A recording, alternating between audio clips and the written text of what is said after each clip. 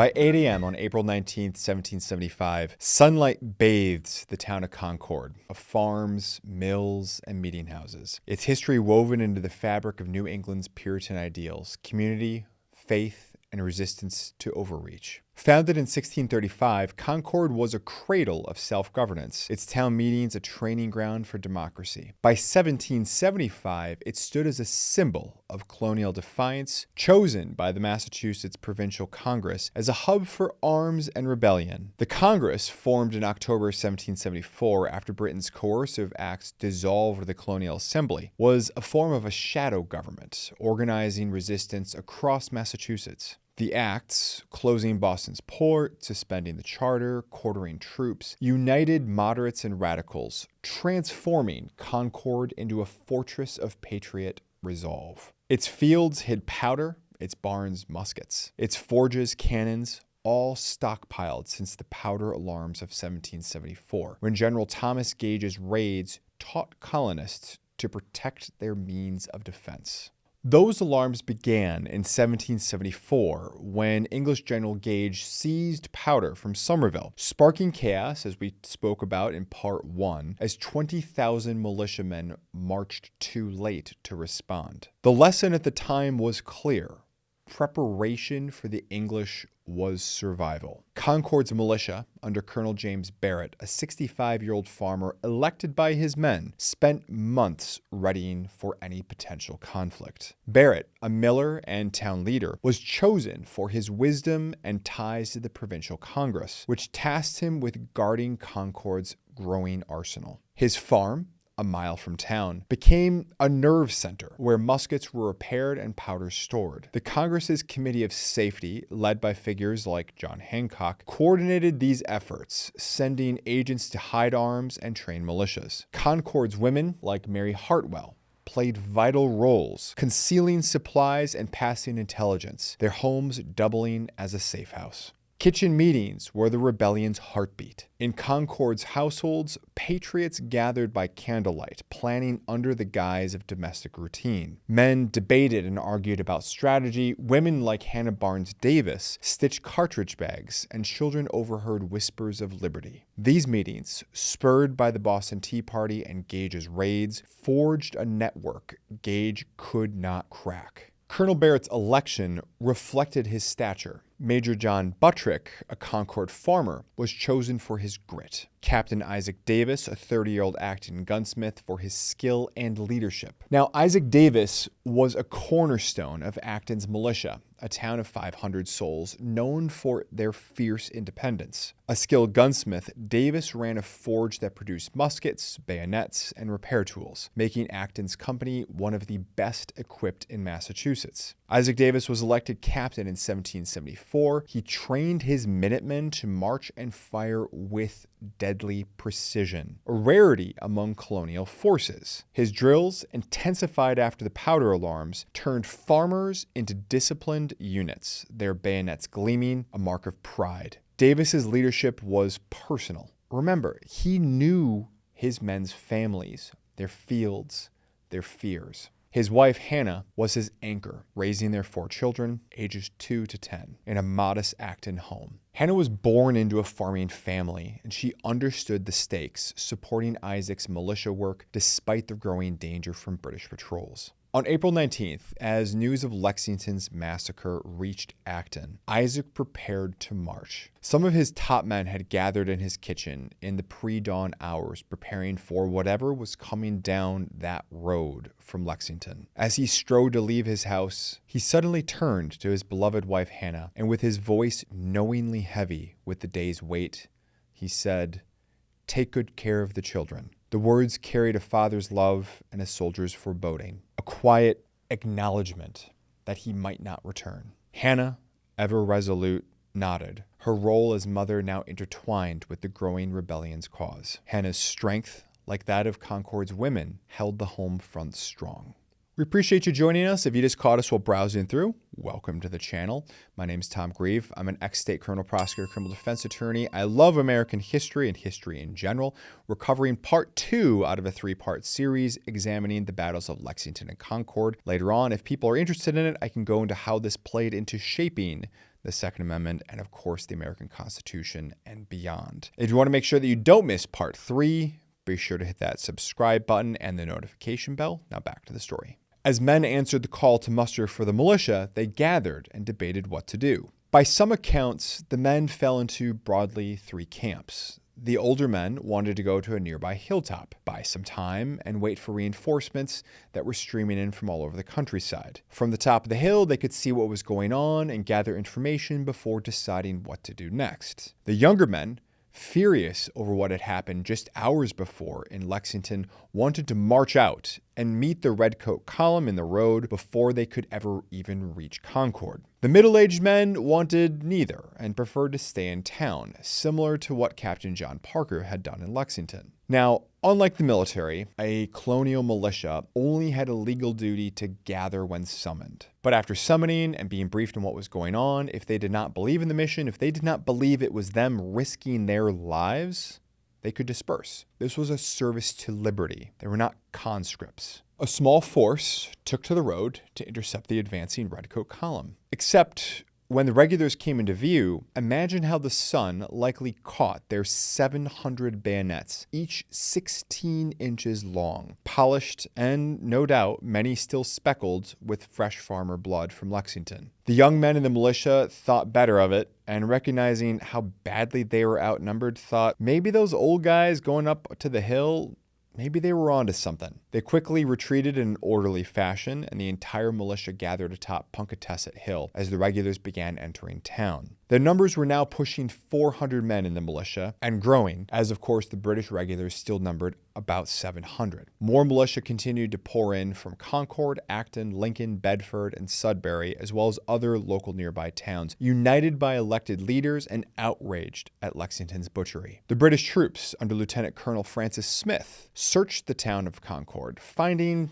very little. No doubt, much thanks to this was to Dr. Samuel Prescott's horse. If you remember him, he's the one that escaped the British patrol at about 1:30 a.m. in the morning and escaped to raise the alarm across the countryside, giving Colonel Barrett time to bury powder, cannons, hide muskets, and so forth. Smoke, however, starts to rise as the regulars start to burn supplies and chop down the town's Liberty Pole. Liberty Pole was the pole that people would post notices on about what was going on, or both around town as well as the countryside. They would make political arguments, things like that. The militiamen, who, remember, some of them had left their families and properties back in Concord, and they saw the smoke rise from the center of town, and some of them mistook it for the regulars setting their homes ablaze.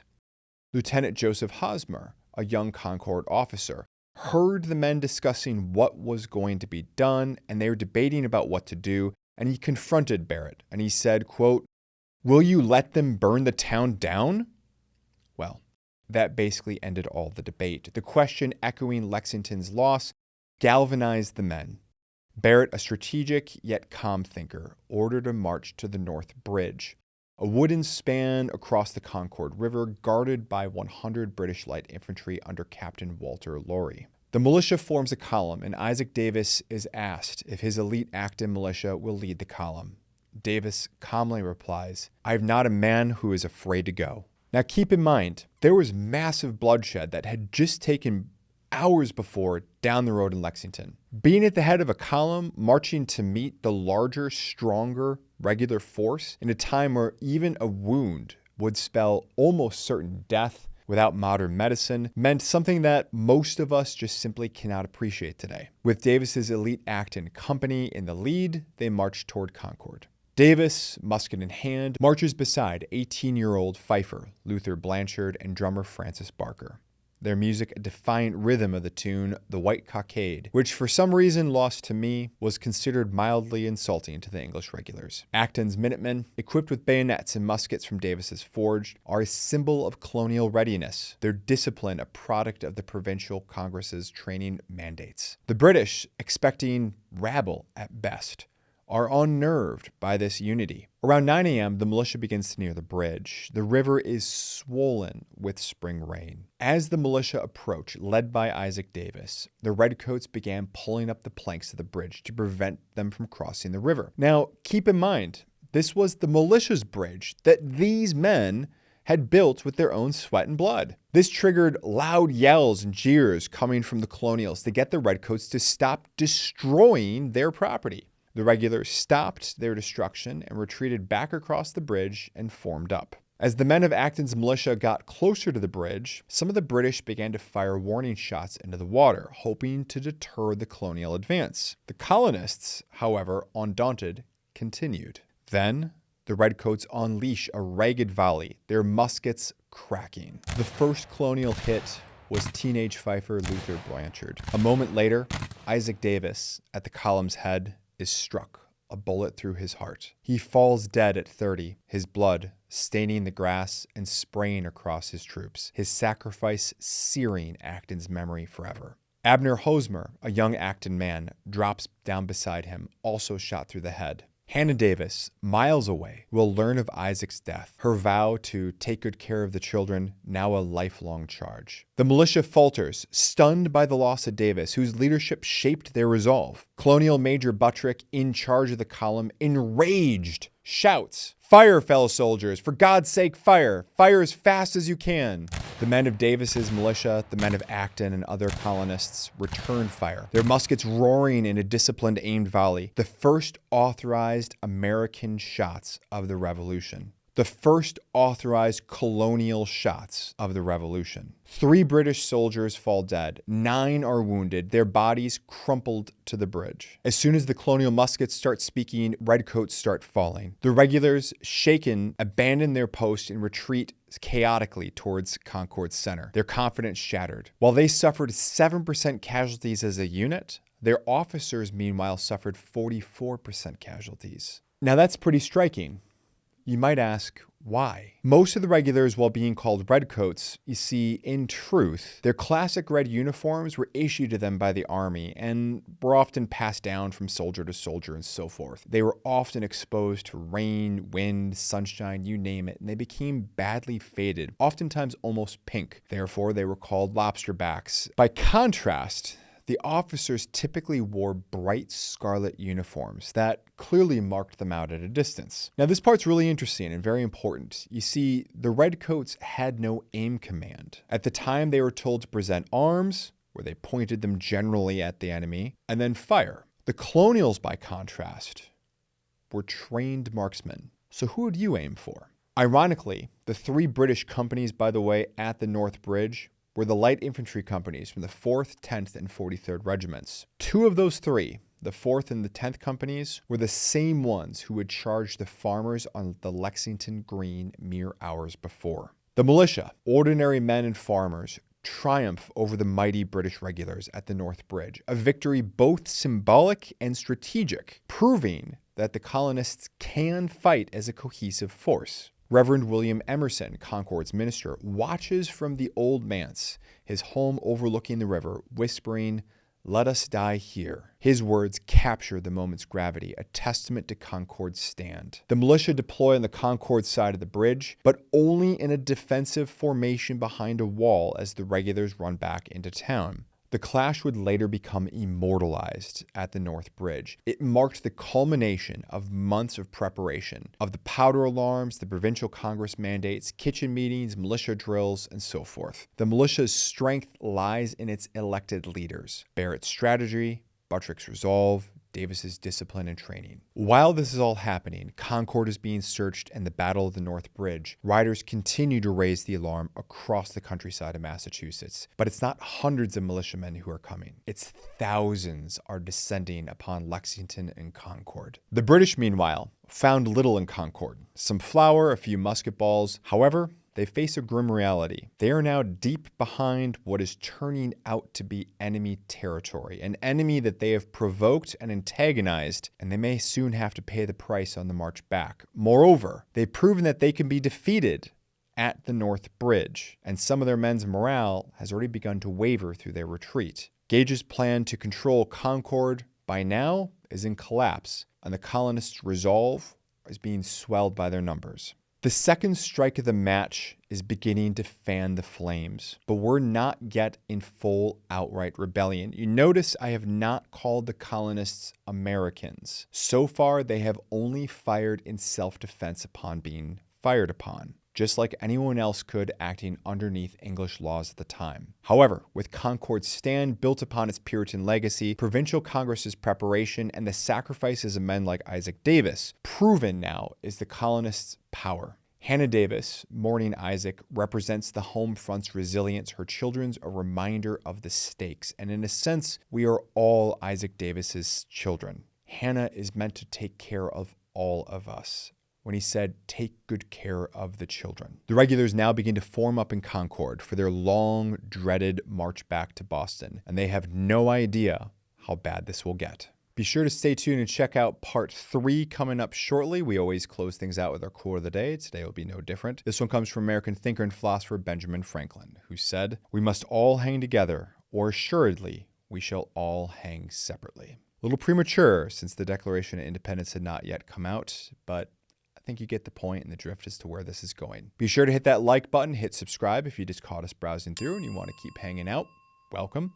And of course, I look forward to joining the discussion in the comment field down below, and I'll see you in the next one. Thanks for sticking around to the end of the video. If you enjoyed this one, please feel free to check out some of our other great content, and we'll see you in the next one.